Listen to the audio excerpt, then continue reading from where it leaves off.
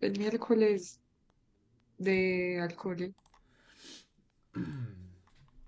No la noto muy segura.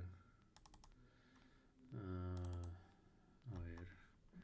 Sí. Hicimos un ejemplo con SN1 y E1, ¿cierto? Bueno, que salió lo más interesante. Y después hicimos un ejercicio de aromáticos.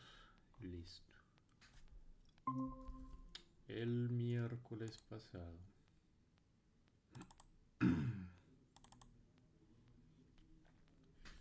Hicimos... ajá, hicimos un ejercicio para alcoholes. Ajá. En el cual hicimos reducción, reactivo de Grignard, oxidación. Ahí les mostré el mecanismo de oxidación. Y terminamos con la parte de formación de éteres. Ah, claro, y la parte de deshidratación de alcoholes. Quiere decir que no hemos hecho ejercicios de amidas ni de aminas, ¿cierto? Entonces, no se diga más. Hagamos un ejercicio de ese estilo. Ah, ¿dónde está? ¿Dónde está? Aquí está. Ahí están viendo mi pantalla. Sí, profe, buenos días, se está cargando. Profe, ¿será que puede grabar, porfa? ¿Y será que por qué? Para tener con qué practicar después. Tranquila, ya había empezado a grabar. Gracias. Y yo donde dejé mi lapicito. Híjole, sí, aquí está.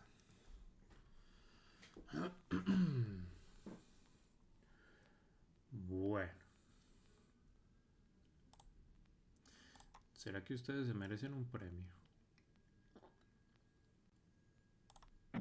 Yo opino que sí.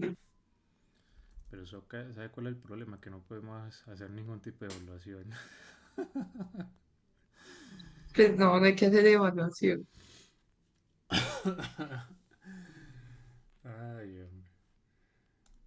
Listo, hágale pues. Entonces vámonos con la parte de aminas y amidas. Al parecer, las cerraduras de bicedecanatura y decanatura no las han arreglado y yo no creo que las arreglen rápido. Que tengo entendido que no fueron las únicas cerraduras afectadas. También afectaron otras cerraduras de otras unidades académicas de la universidad y según estimaciones iniciales el daño es costosito. O sea, organizar todas esas cerraduras va a ser algo que le va a costar a la universidad bastantico. Pero bueno.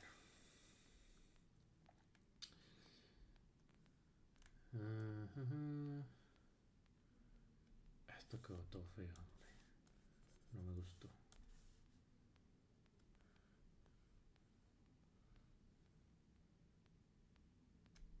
Si la reconoce. Qué bueno. Entonces por acá pongamos una mida.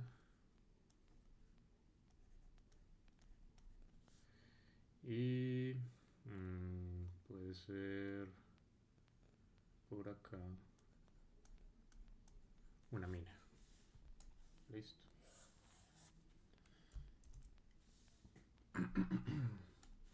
Entonces vamos a hacer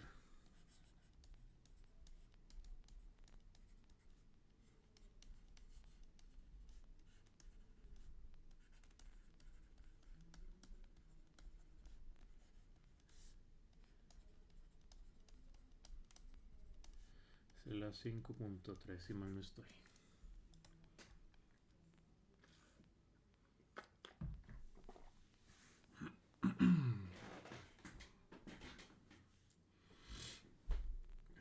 Listo, entonces copien y comenzamos.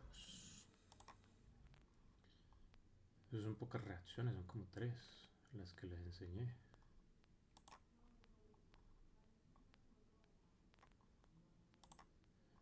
A las cuales le voy a agregar le voy a agregar una, casi que no lo digo.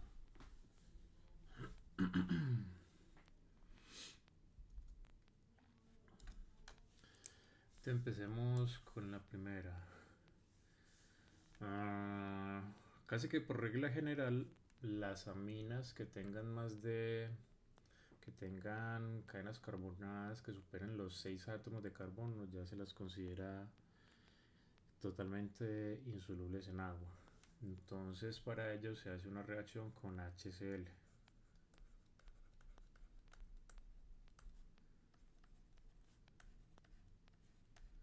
Listo. Ahorita les comento algo al respecto. Bueno, y no terminé la idea nunca. Entonces, dicho eso, quiero decir que el próximo lunes nos volvemos a ver de forma virtual.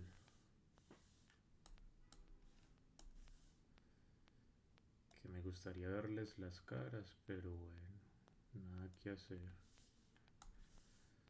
Bueno, entonces, ¿en qué va a consistir esta reacción? Vea.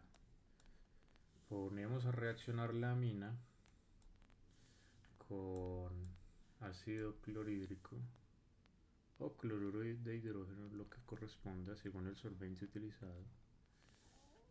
Y entonces aquí se va a obtener lo siguiente.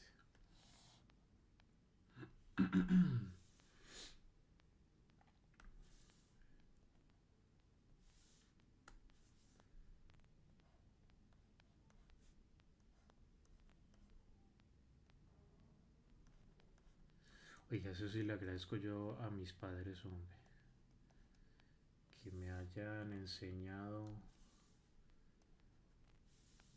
cosas realmente útiles en la vida, como por ejemplo tener un sentido moral bien estructurado.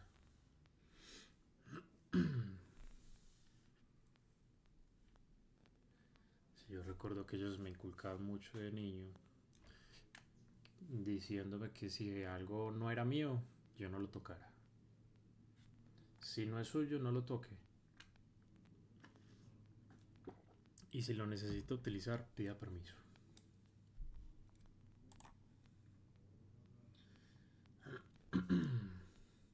Y también me inculcaron mucho el respeto por lo ajeno, es decir, cuidar las cosas que no son mías, o lo que llaman sentido de pertenencia. Entonces, si esto es poco soluble en agua,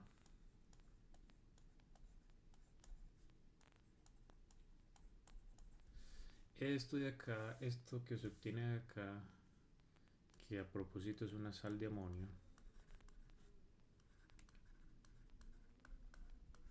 esto es muy soluble en agua.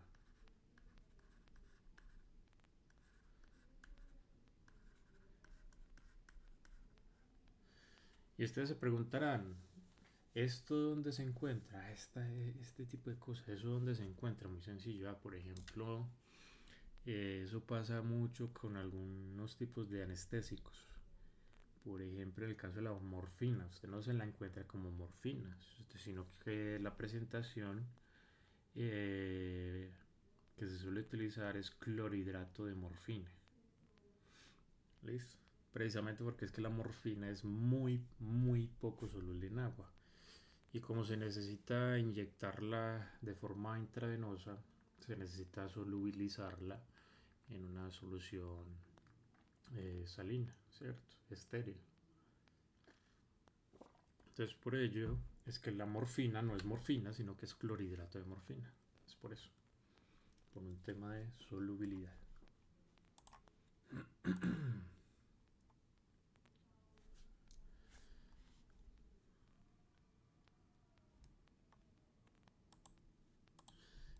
De nuevo, a lo que terminen de copiar, me avisan si son tan amables.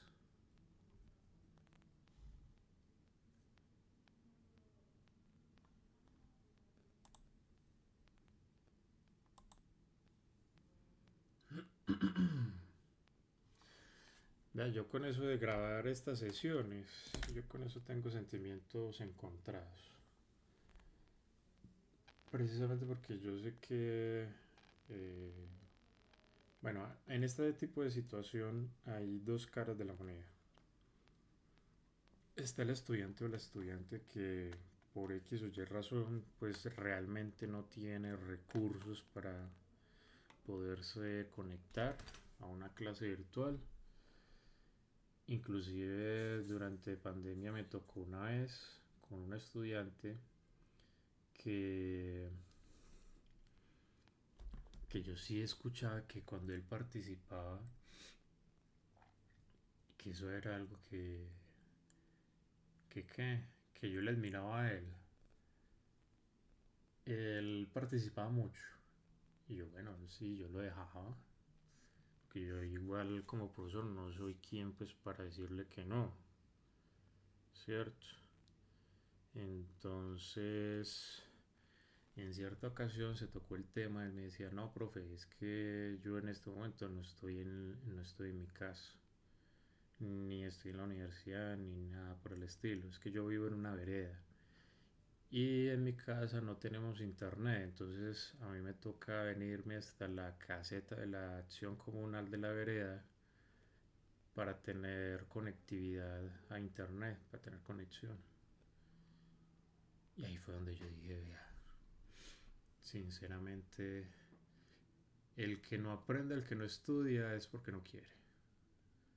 Eso es querer realmente estudiar, querer hacer algo en la vida, querer ser alguien en la vida. Creo que tampoco es una obligación pues ser alguien en la vida, que nosotros siempre nos venden esa idea. Pero eso no tiene que ser así. Pues si usted quiere ser un paria, un Ronin, hágale bien pueda. No hay problema. Nadie le va a decir que no. Bueno, de pronto los papás sí. Vámonos con la eliminación de Hoffman.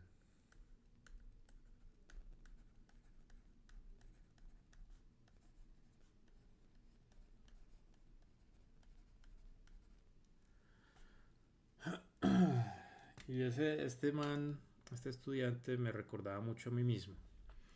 Porque cuando yo era estudiante, yo desde un principio siempre la tengo muy clara. En el sentido de que cuando uno está en esa situación, el trabajo de uno es estudiar. Entonces uno se debe dedicar enteramente a eso, ¿cierto? En la medida de lo posible, claro está. Porque igual yo soy consciente de que hay estudiantes, eh, y yo he tenido estudiantes que les toca trabajar para poderse sostener en la universidad.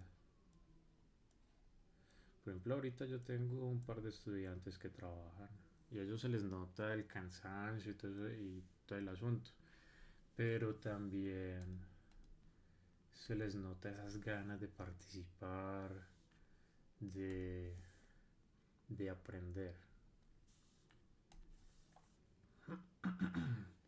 Recuerden que la primera fase en la eliminación de Hoffman consiste en una alquilación, ¿listo? Donde el nitrógeno del grupo amino, no el de la amida, que esto es otro asunto. El nitrógeno del grupo amino es el que actúa como nucleófilo enlazándose al carbono de la estructura del iodometano o yoduro de metilo, así también se lo conoce.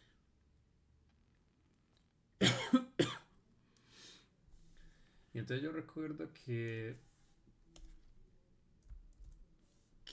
a algunos de mis compañeros yo no les caía bien precisamente porque yo participaba mucho y no es porque yo quisiera atención, todo lo contrario, era porque me interesaba aprender.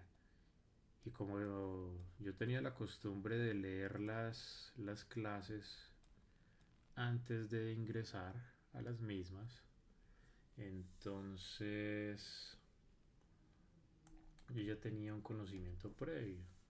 Entonces podía de esa manera aprovechar un poco mejor las clases que me dan los profesores.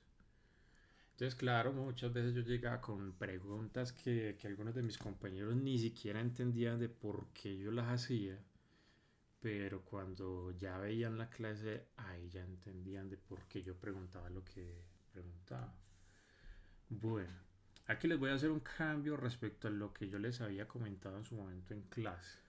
Y es que en algunas situaciones, por cuestiones de solubilidad, sobre todo de la estructura carbonada asociada con el grupo amino, este, no se utiliza agua o una mina como solvente, sino que suele utilizar el tetrahidrofurano. ¿Listo? Que se resume así, su nombre, ¿cierto? La estructura del tetrahidrofurano es esta,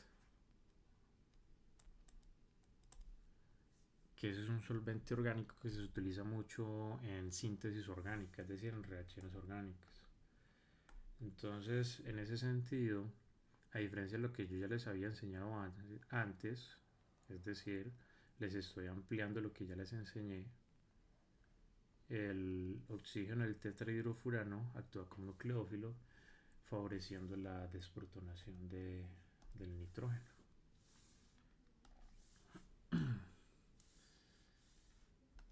Entonces sí,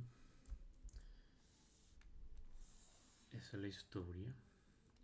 Y por otro lado, la otra cara de la moneda, pues está el caso de los estudiantes que por pereza dicen, ah, no, ese man graba la clase, yo después la miro. Y,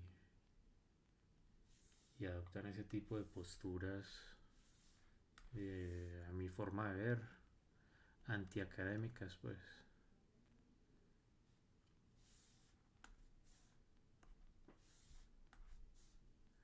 Pero bueno, eso es lo bonito de la universidad y más pública, que a nadie se le obliga a nada, hombre, a nada, ni siquiera a ir a clase. Por eso a mí me molesta a veces, hasta cierto punto, que llegan estudiantes a decir, no, pues es que estamos en asamblea, que no sé qué, usted no puede dar clase, pues que al fin y al cabo pues, yo tampoco los estoy obligando a ir a la clase, ni puedo ni quiero obligar a nadie, así de sencillo, precisamente porque es que eso es lo bonito de la universidad pública. Si usted quiere estar bien y si no, pues también, no hay bronca, no hay problema.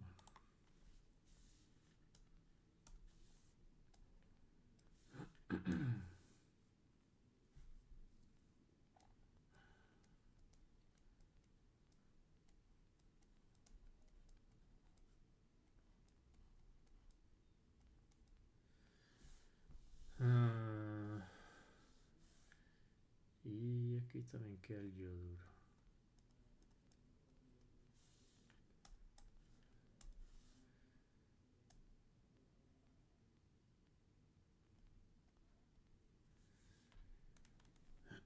Bueno, como yo soy consciente de que ahorita a las 10 hay asamblea, entonces hoy terminamos temprano. ¿Listo? ¿Les parece bien?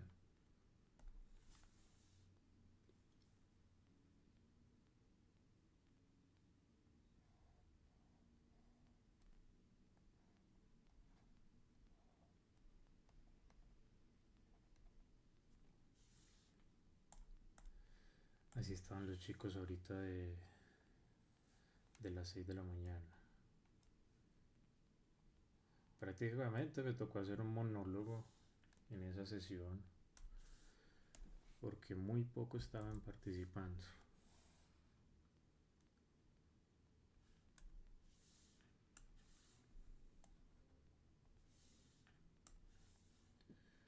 Yo no sé qué les sucede, hombre.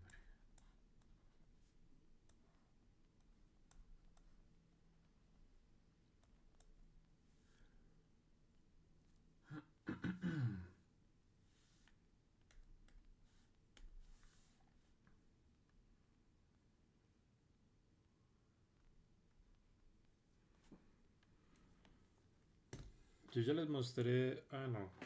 No, no se los mostré. A ver si me acuerdo de ese mecanismo.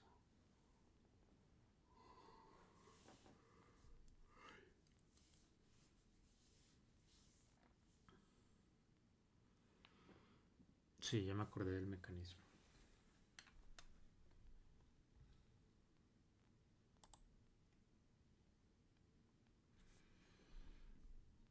Bueno, a lo que me alcance me avisan si son tan amables.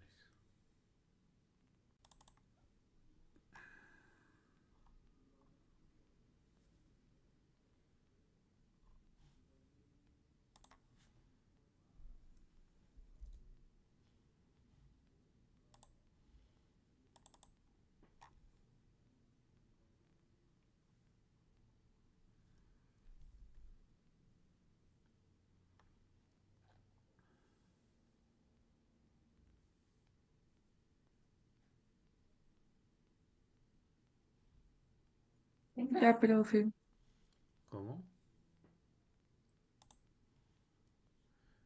No te entendí lo que dijiste, Michelle. que ya. Ah, listo. De una, sigamos.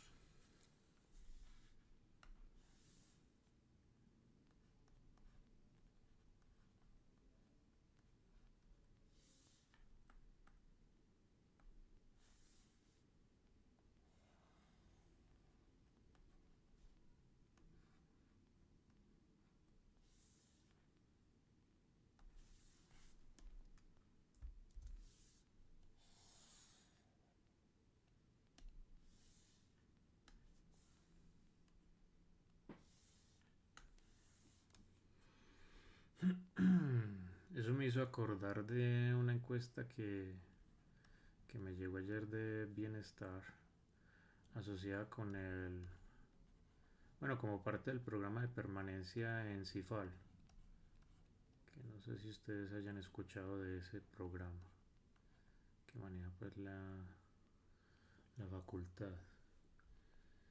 Ah, a ver, a mí personalmente no me agrada llenar ese tipo de encuestas.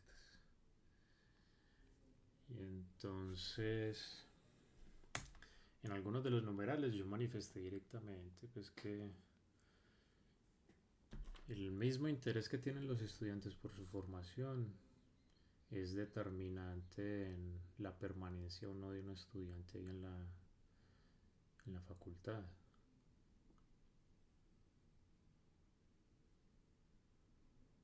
o en la universidad en general.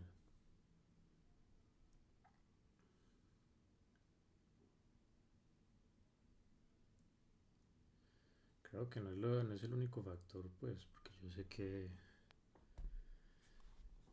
hay unas situaciones que se salen de las manos.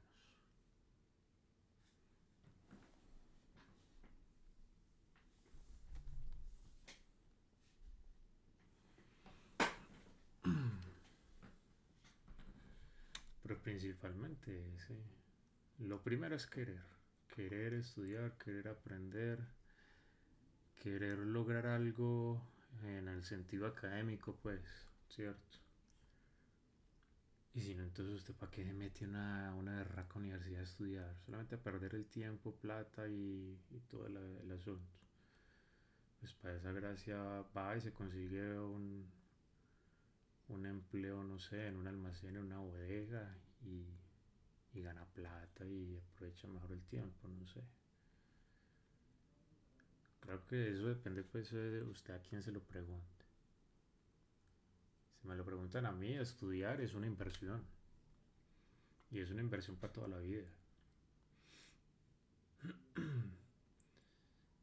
Y aprovechando también lo que pasó, lo que está pasando por allí en Perú con esas inundaciones y en la región de Málaga también, y eso así, en la península ibérica. Este,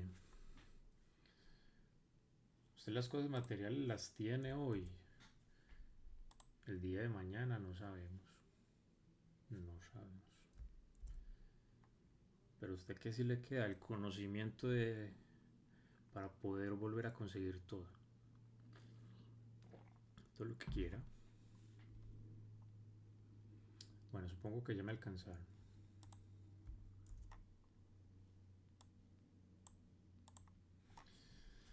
Listo, entonces recuerden que la primera parte de la eliminación de Hoffman consiste en la alquilación, ¿listo? Que en general la alquilación de aminas pues se puede realizar con cualquier halogenuro de alquilo, no necesariamente tiene que ser con el yodometano, listo, puede ser cualquiera. Lo que pasa es que en el contexto de la eliminación de Hoffman sí o sí hay que utilizar el yodometano, listo. Esa es como la única restricción ahí al respecto. O la única cosa que hay que tomar en cuenta ahí en este asunto. Bueno, entonces continuemos.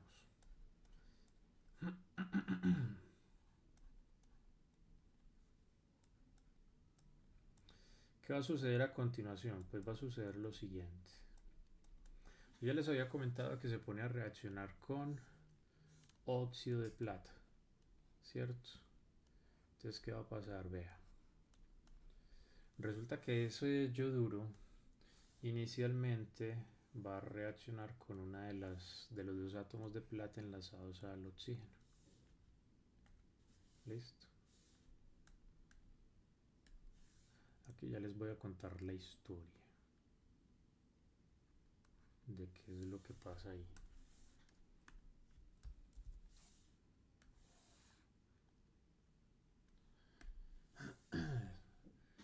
Si esta es de esas reacciones que por cuestiones de tiempo yo no les enseño. Porque como me lo han manifestado algunos estudiantes, no solamente este semestre, sino también en otros semestres, este curso es muy denso. Y es verdad, este curso es bastante denso en temas. Inclusive yo una vez hice la sugerencia ahí en la facultad de que lo dividieran en química orgánica 1 y química orgánica 2, para de esa manera poderles enseñar algunos conceptos asociados con espectroscopía IR, espectroscopía de masas, y cuál es la otra, y resonancia magnética.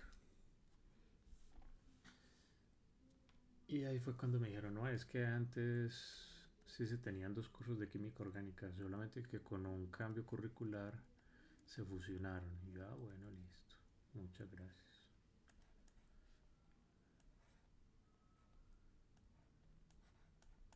Muchas gracias por la información. Bueno, entonces después, ¿qué va a suceder? Vea, este oxígeno reacciona con una molécula de agua, que recuerden que también se utiliza agua acá, para desprotonarla.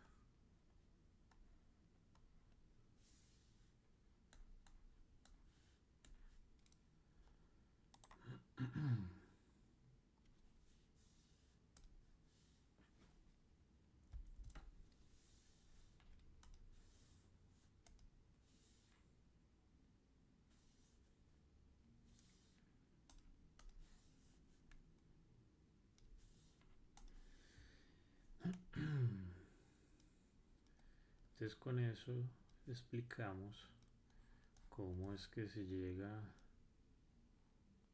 desde esa sal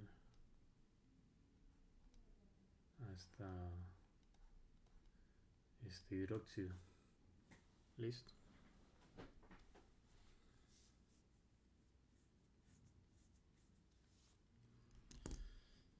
Bueno, a lo que me alcancen me avisan.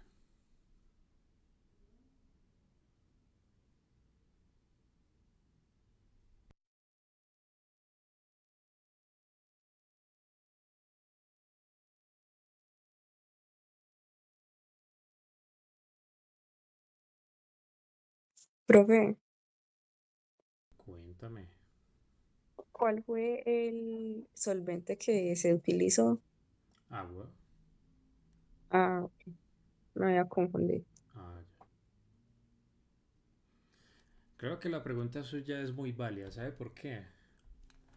Porque en algunas situaciones usted necesita que poner a reaccionar un compuesto que es muy soluble en agua con otro que no es tan soluble en agua.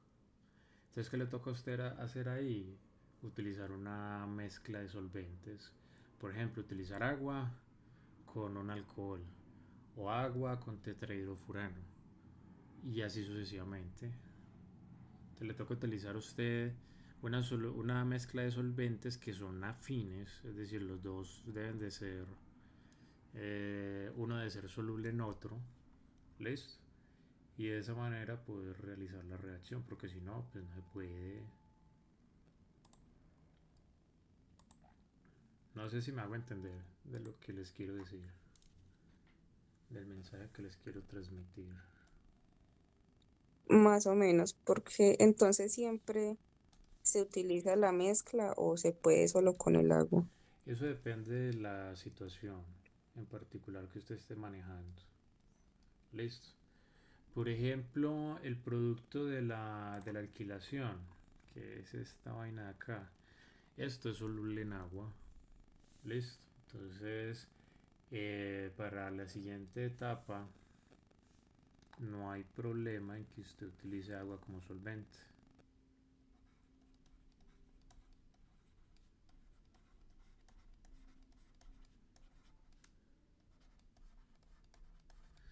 Pero si ese no fuera el caso, entonces ahí ya es cuando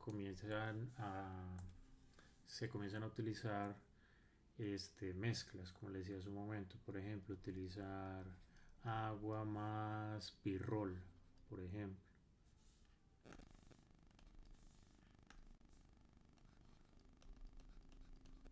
Que sabemos que el pirrol es soluble en agua. Además, se los voy a escribir ahí. Entonces, este man es soluble en agua, ¿cierto? Y viceversa, el agua es soluble en pirrol. Pero ¿qué sucede? Que el compuesto orgánico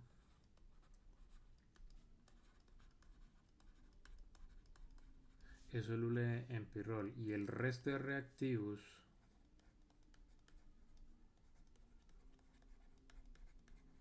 son solubles en agua. Entonces, gracias a esta afinidad que hay entre los dos solventes, entonces se puede favorecer el contacto entre todos los reactivos involucrados en la reacción. No sé si queda más claro.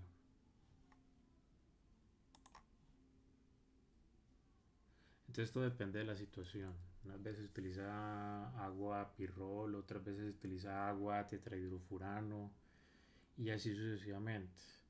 Entonces usted me preguntará, profe, entonces ahí qué se sugiere utilizar. Eh, yo la sugerencia que le haría sería la siguiente. Y es que cuando usted esté enfrentada a ese tipo de situaciones, entonces lo mejor es hacer una revisión bibliográfica al respecto. A ver usted qué encuentra. ¿Cuáles son los solventes que por lo general se utilizan para hacer una reacción? Listo. Y haga un contraste mediante usted vaya haciendo esa revisión bibliográfica, haga el contraste con lo que usted va a trabajar en el laboratorio. Listo. Y entonces haga unas pruebas iniciales a ver si esa vaina sí le funciona. Si se le funciona, listo. Usted ya está lista para hacer el protocolo asociado con esa reacción. Si no le funciona, entonces ya le toca probar otras opciones. Listo. Pero siempre haga una revisión bibliográfica. O le pregunta a alguien que sí sepa. Listo. Con el pequeño agravante de que como somos seres humanos, entonces podemos equivocarnos. Entonces a veces le dan a uno información medianamente verdadera. Listo, por no decirlo de otra manera.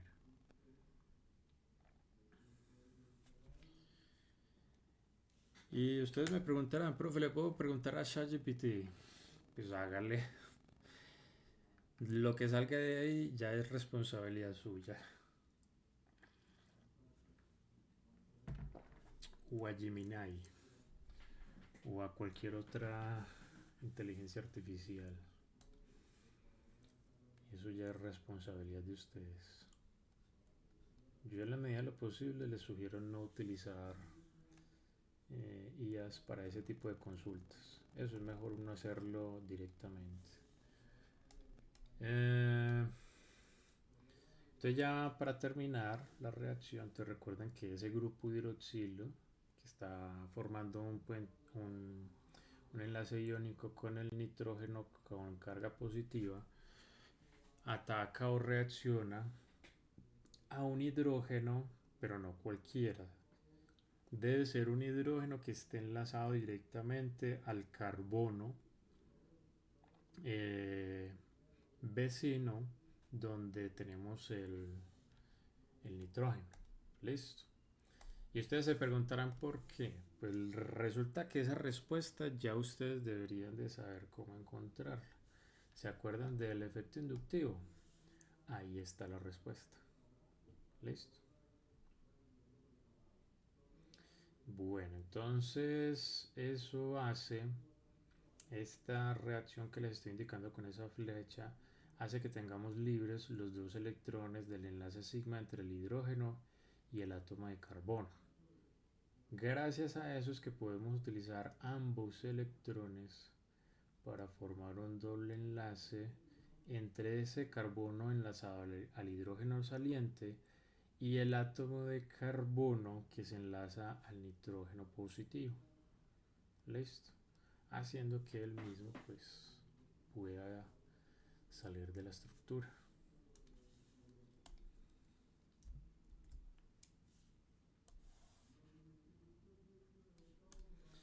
Y entonces a qué llegamos, pues a lo siguiente.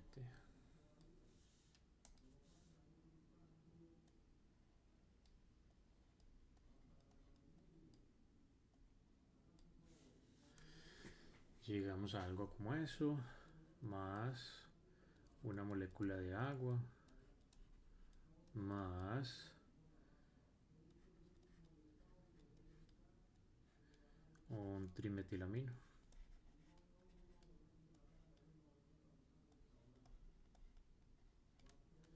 Y listo. Eso fue todo.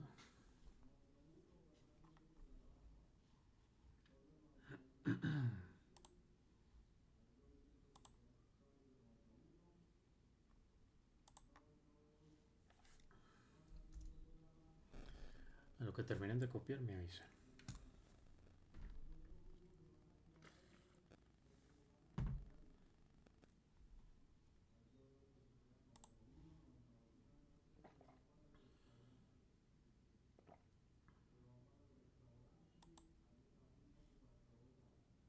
Ya.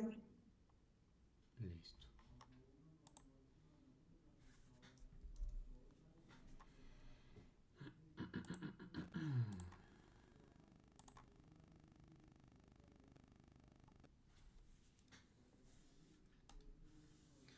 Sigamos con la formación de sulfonamidas.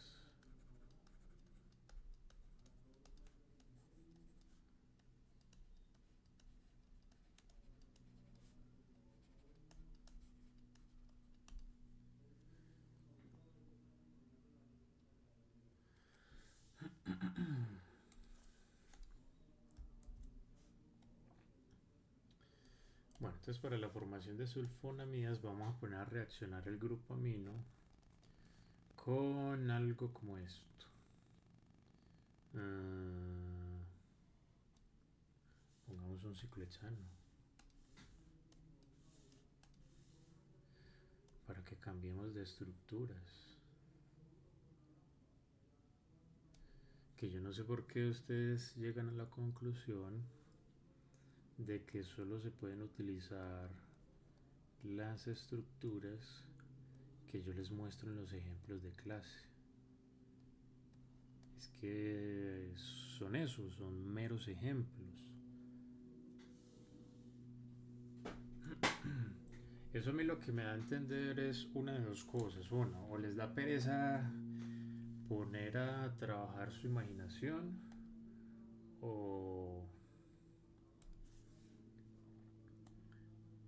no entendieron, no entienden la intencionalidad de cada uno de esos ejemplos. Bueno, entonces díganme ahí quién va a ser el electrófilo y quién va a ser el nucleófilo.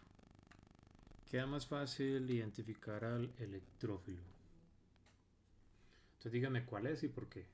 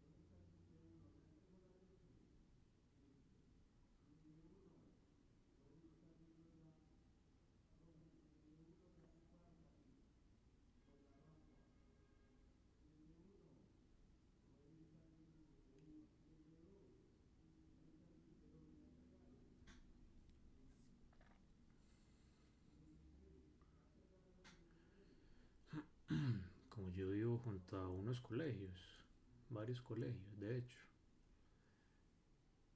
Es más, como para que se hagan una idea, desde donde yo vivo a más o menos un radio de 4 cuadras hay 1, 2, 3, 4, 5 colegios.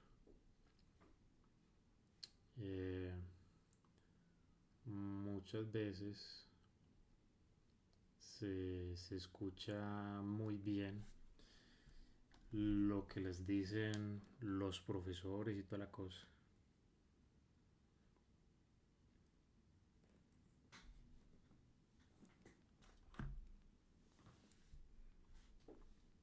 Bueno, entonces, ¿cuál es la respuesta a mi pregunta inicial?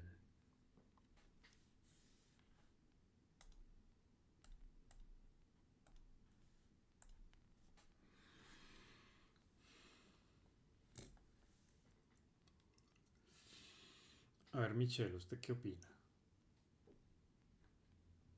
¿Usted qué piensa?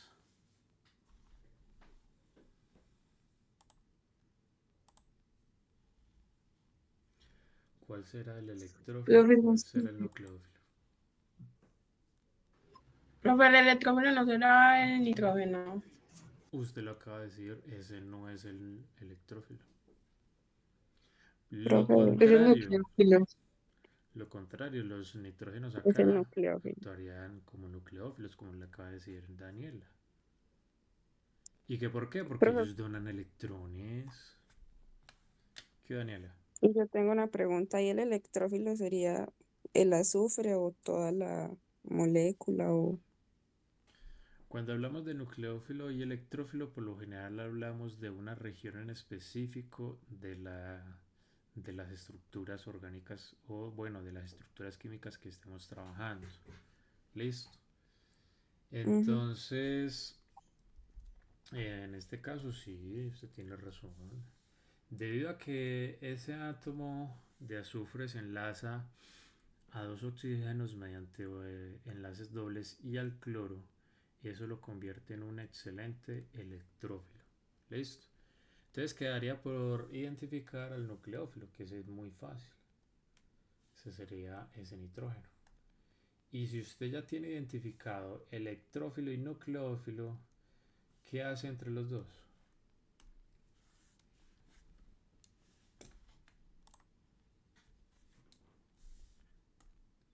Vea, y si aún tiene dudas, vea, el que tiene electrones,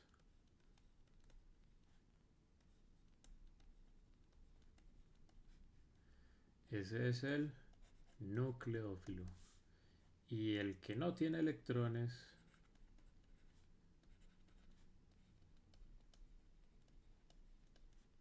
ese es el electrófilo. ¿Listo? Y si aún le queda la duda, entonces vea, los sitios pobres en electrones, perdón, sitios ricos en electrones son nucleófilos y sitios pobres en electrones son electrófilos. Como usted lo quiera entender, de cualquiera de las dos maneras debería de funcionar en principio. Listo. Bueno, y entonces ya identificamos ambas especies químicas. Antes, ¿qué hacemos entre las dos? Formar un enlace. Unirlos. Eso, péguelos. Hágalos felices, péguelos y listo. Lo que pasa es que aquí hay que considerar lo siguiente, y es que, a ver, primero, los electrones, ¿de dónde van a salir? Para formar, bueno, los electrones para formar el enlace entre el nitrógeno y el azufre, ¿de dónde van a salir? Pues Del nitrógeno. van a salir del nitrógeno, ¿cierto? Haciendo que el nitrógeno pues quede perdiendo electrones, ¿cierto? Pero resulta que es que el azufre máximo puede formar 6 enlaces. Él no puede formar 7 enlaces. Eso quiere decir que estamos obligados a romper uno de los enlaces pi con uno de los dos oxígenos. Cualquiera de los dos sirve, cualquiera de los dos, no hay problema. Listo. Entonces, como yo sé que no tengo espacio allá, hagámoslo aquí abajito.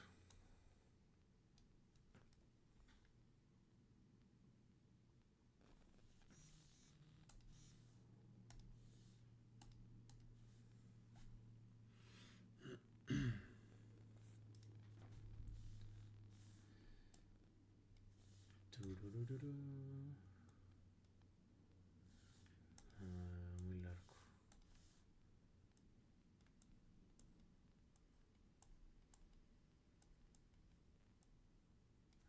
Entonces queda este man enlazado al azufre.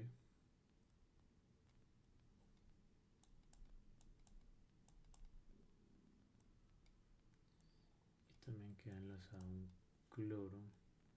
Y también queda enlazado a un ciclohexano. A ver si me sale.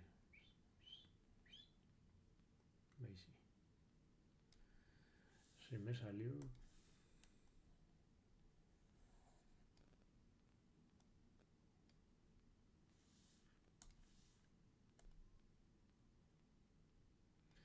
Hijo de la... Mira que sí es bien difícil seleccionar esa imagen que tengo allá de como marca de agua. Y siempre resulta seleccionándose. Bueno, típico de enlaces dobles con oxígenos, donde tenemos un buen grupo saliente. Si en una etapa reactiva usted rompe un enlace pi, en la siguiente debe de volverlo a formar. ¿Listo? Profe, Hola. y en ese caso sí era lo mejor romper el enlace del oxígeno. Claro. O también se podría romper, por ejemplo, el del cloro y formar un enlace iónico. Es más fácil romper el enlace pi con el oxígeno. Ah, bueno. Porque resulta que a la vista del concepto termodinámico de formación de enlace, se requiere menos energía para romper el enlace pi con el oxígeno que para romper el enlace sigma con el cloro. Ah, listo. Que esa es otra de las cosas que a mí me gustaría enseñarles son, solo que por falta de tiempo no se puede. Enseñarles a manejar esas cosas.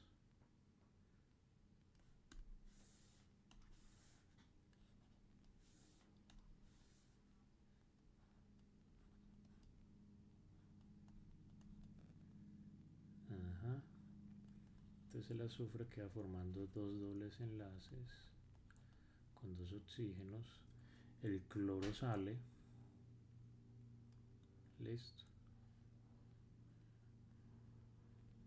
Ay, qué cosa tan fea. Pues la hice tan fea que miren lo que terminó formando.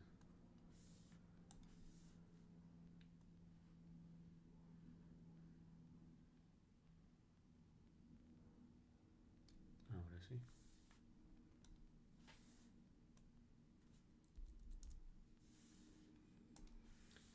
Bueno, entonces nos queda por ahí un cloro volando, ¿cierto? Pero ve, Hola. ¿Y qué pasó con la carga de nitrógeno? Ah, bien, muchas gracias, ahí está. Ahí está.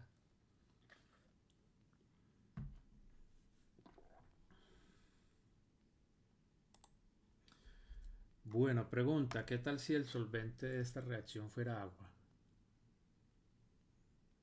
¿Qué pasaría ahí con el cloro una vez que se desprenda?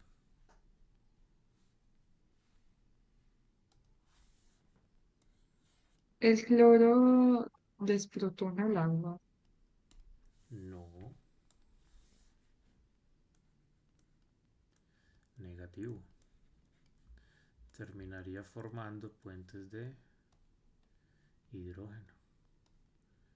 Y entonces eh, podríamos utilizar al cloro como nucleófilo.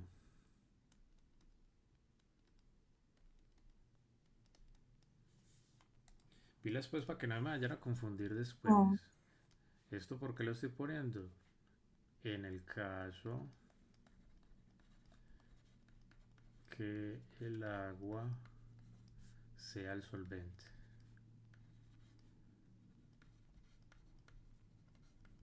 Listo. Eso solamente pasa cuando el agua es el solvente. Entonces, como lo acabas de decir, debido a la formación de esos cuatro puentes de hidrógeno, entonces el cloro no podría actuar como nucleófilo. Así de sencillo. Y entonces ustedes me preguntarían, profe, entonces, ¿qué hacemos con la carga positiva de ese nitrógeno, hombre? ¿Cómo hacemos para solucionar eso? Pues muy sencillo. Cuando el solvente sea agua, para esta reacción en particular, entonces lo que se hace es alcalinizar el medio reactivo mediante la adición ya sea de KOH o de NaOH. Entonces ahí una molécula de hidroxilo actúa como nucleófilo, lo puso con el color que no es, actúa como nucleófilo favoreciendo la desprotonación de ese nitrógeno.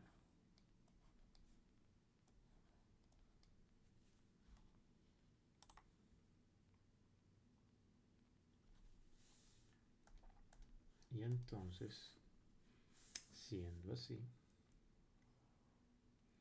vamos a llegar a lo siguiente.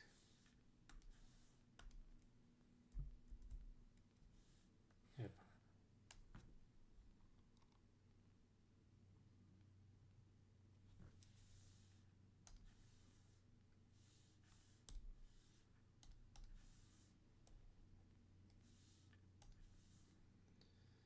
Tenemos que dar por acá un hidrógeno y por este lado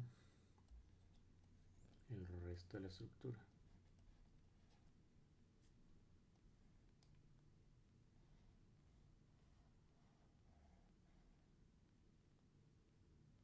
Ay, cómo qué bonito. Te recuerden que el conjunto de este nitrógeno enlazado a este azufre con esos dos dobles enlaces, con esos dos oxígenos, a eso es a lo que le llamamos sulfonamida.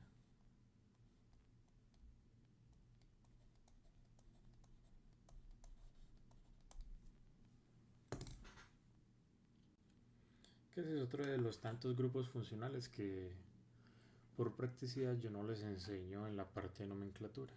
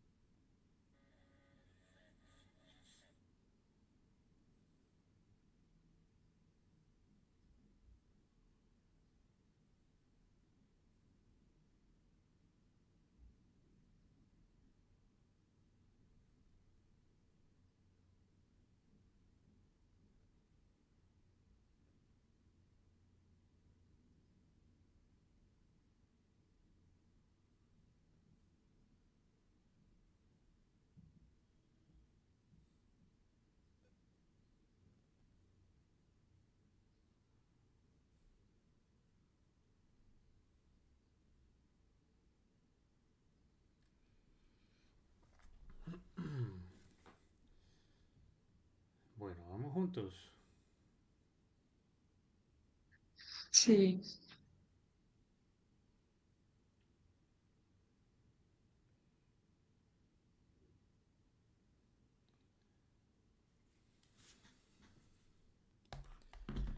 Bueno, te vámonos para la reducción de amidas. Yo les había enseñado ese mecanismo.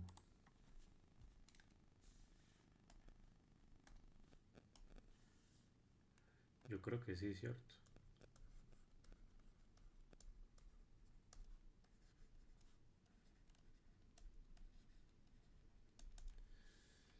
Listo.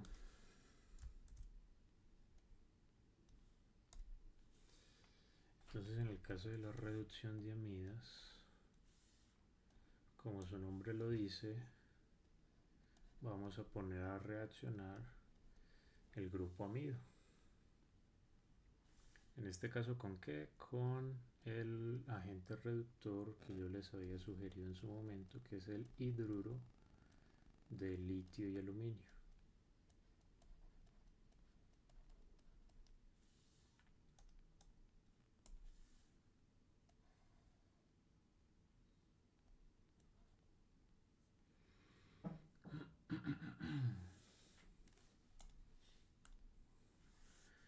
Bueno, entonces inicialmente cualquiera de los 4 hidrógenos enlazados al aluminio va a actuar como nucleófilo enlazándose a uno de los hidrógenos de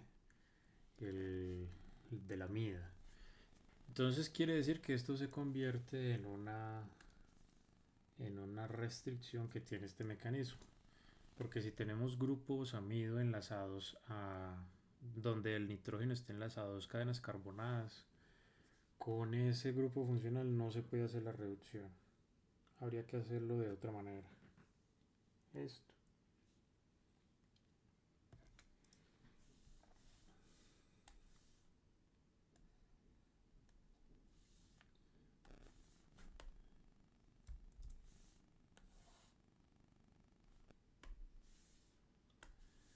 Entonces de esta manera vamos a llegar a lo siguiente.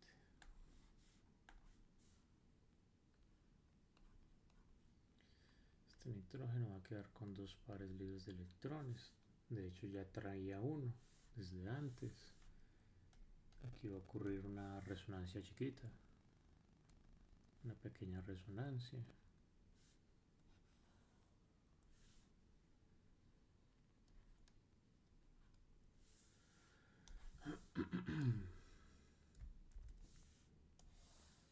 ¿De dónde? Entonces yo les voy a preguntar lo siguiente. De las dos estructuras de resonancia resultantes, ¿cuál será la más estable y por qué?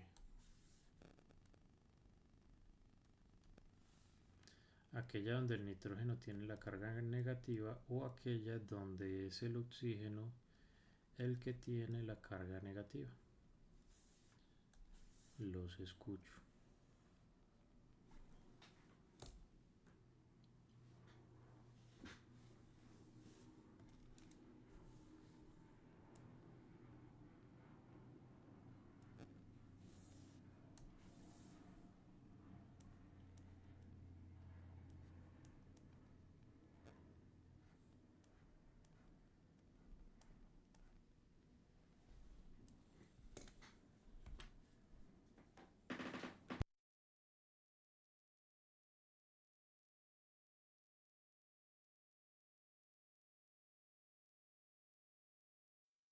En la que la tiene el oxígeno. ¿Y qué por qué? No sé, porque con esos pares libres puede formar más enlaces. Y lo mismo no podría ser el nitrógeno. Sí, entonces no sé. Usted sí sabe. ¿Cuál de los dos es más electronegativo? El El oxígeno. oxígeno. Entonces, ¿a cuál de los dos le queda más fácil, abro comillas, lidiar, cierro comillas, con una carga negativa? Al oxígeno. Claro. Entonces, por eso la más estable es la segunda. Listo. Ah,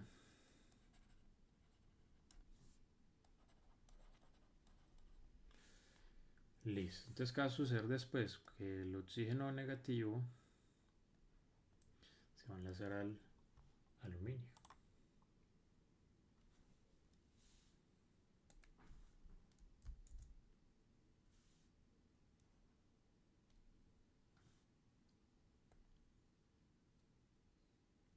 Profe, yo no entendí algo. Cuéntame. Y en ese caso el nitrógeno es menos electronegativo que el oxígeno. No aguantaría más la carga del nitrógeno. ¿No No. sería eso más estable que tenerlo en el oxígeno? Mm, mm. ¿Por qué? Es por un asunto de fuerza de atracción de electrones. Y ahí es donde entra a jugar un papel muy importante la electronegatividad. Entonces, ¿cuál de los dos tiene más fuerza para atraer electrones? El oxígeno. El oxígeno. Entonces, por eso es más estable cuando el oxígeno tiene la carga negativa que cuando la tiene el nitrógeno. Ah, ya. Listo, entonces llegamos a esta vaina de acá.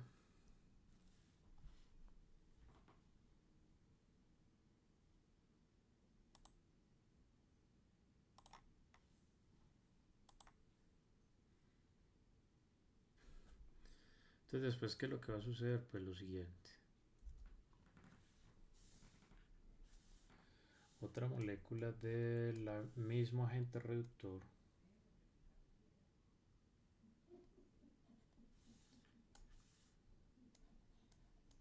va a entrar a reaccionar.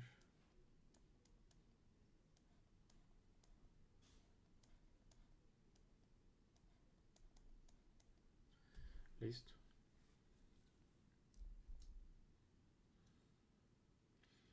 ¿De qué manera les pregunto yo?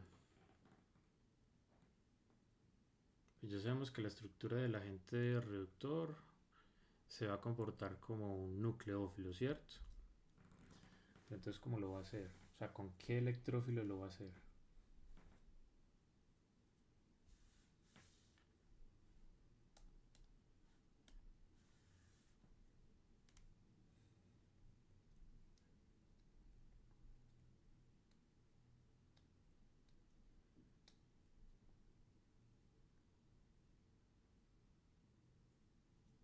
¿Se me puede repetir la pregunta?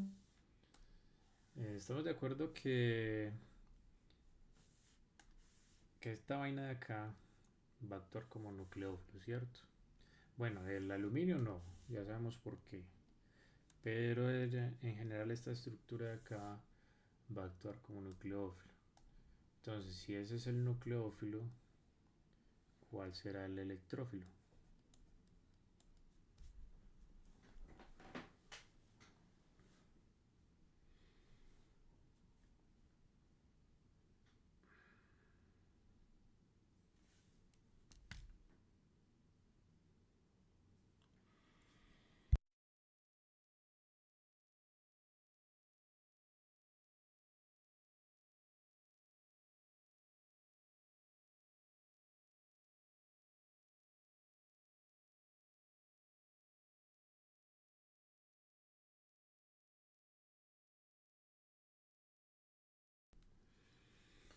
Pues muy sencillo, muchachos, vean.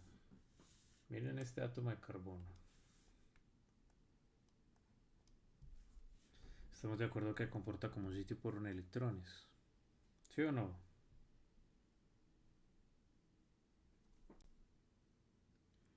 ¿Sí o no?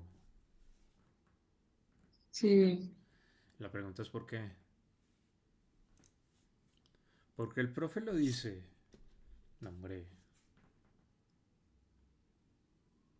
¿Por qué ese es el electrófilo? porque está enlazado a un sitio rico en electrones. No sé. Porque se enlaza a un oxígeno y a un nitrógeno y los dos son más electronegativos que el carbono. Así de sencillo. Eso por un lado y por otro lado porque forma también un enlace perdón, un enlace doble con el nitrógeno. Listo. Entonces, aclaración. Pilas con lo que sigue. El nucleófilo específicamente hablando siempre va a ser un átomo. el electrófilo siempre va a ser otro átomo. ¿Listo? Entonces, el nucleófilo en este caso va a ser cualquiera de los 4 hidrógenos. ¿Cuál? El que llegue primero a ese carbono. ¿Listo? La pregunta que yo les hago es la siguiente: ¿de dónde van a salir los electrones? Porque es que una cosa es que un átomo se comporte como un nucleófilo y otra diferente es de dónde vamos a sacar los electrones. Y la respuesta está arriba. La respuesta está acá, está acá. ¿De dónde vamos a sacar los electrones? De un enlace con el hidrógeno. Del enlace entre el hidrógeno y el aluminio. Así de sencillo. Y como el átomo de carbono no puede formar 5 enlaces, eso nos obliga a romper el enlace pi con el nitrógeno. ¿Qué por qué? Porque por energías de formación y rompimiento de enlaces es más fácil hacer eso.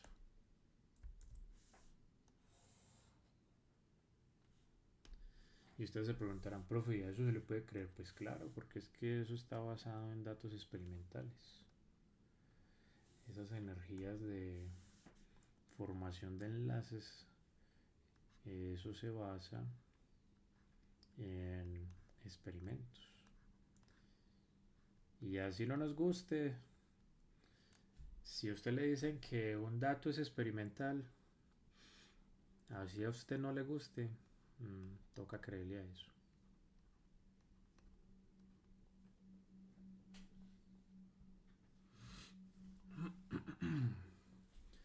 Bueno, entonces, ¿qué va a suceder después? Pues va a suceder esto. El enlace pi entre el carbono y el nitrógeno se va a volver a formar. Eso va a ocasionar el desprendimiento de este man. Listo. Desde hace rato tenemos un átomo perdido y nadie me ha preguntado algo al respecto.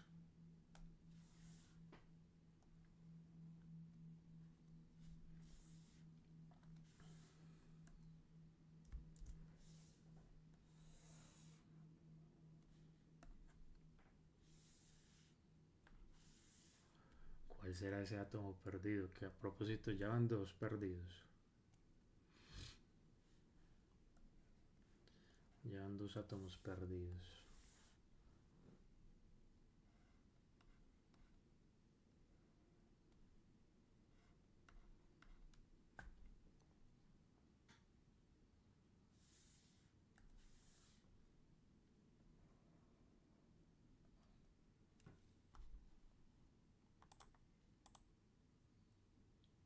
Veo, hoy estamos en el grupo de nosotras.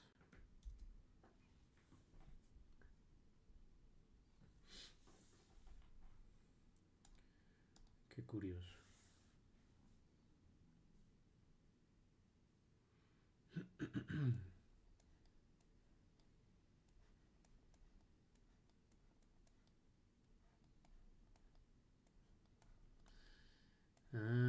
Ya finalizando, pues otra molécula de agente reductor, que a propósito esta ya es la tercera que utilizamos en el mecanismo, lo cual nos sugiere que para poder hacer esta reacción necesitamos utilizar estequiométricamente hablando en una proporción de 3:1. Con esa proporción calculamos la cantidad que se debe utilizar del agente reductor.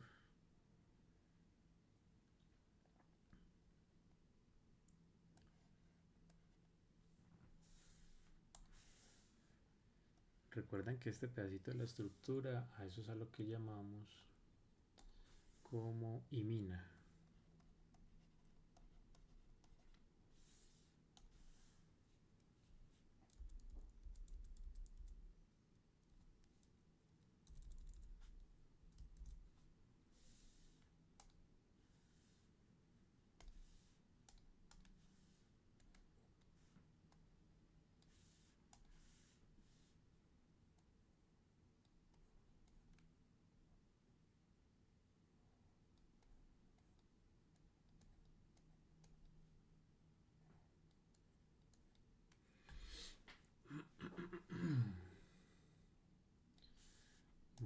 para terminar,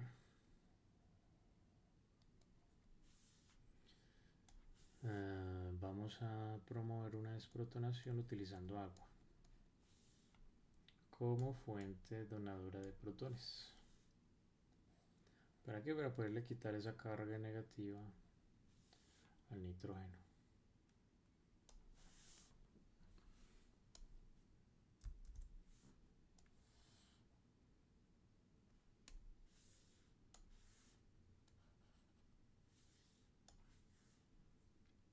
Y entonces al final vamos a formar esto.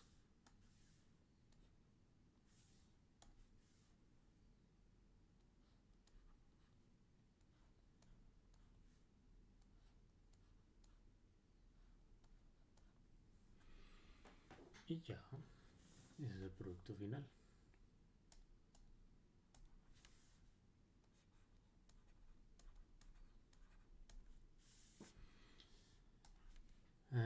Bueno, ¿cuáles son los átomos que están perdidos desde hace rato?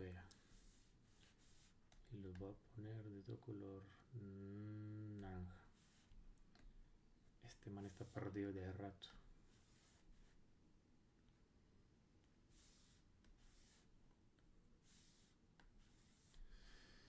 Inicialmente ese litio se asocia con el que corresponda, ya sea el nitrógeno con carga negativa o el oxígeno con carga negativa, cualquiera de los dos, y por eso lo pongo ahí en la mitad de los dos. Listo.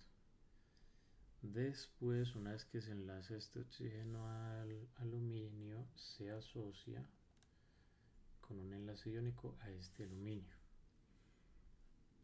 Aquí está todavía. Una vez, bueno, cuando esto ya entra a jugar, este otro átomo de litio se asocia con este nitrógeno con carga negativa. Listo. Una vez que se forme la imina, ¿qué nos va a quedar ahí? Por parte de este pedazo de acá. Pues nos va a quedar una cosa que no escribimos ahora, que es esto.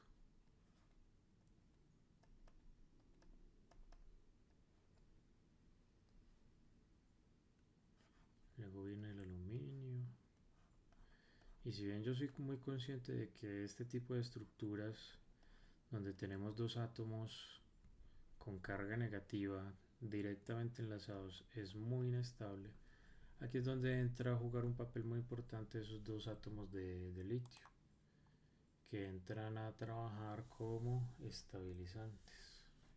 Y este tercer átomo de litio se va a asociar inicialmente a este man de acá. Listo.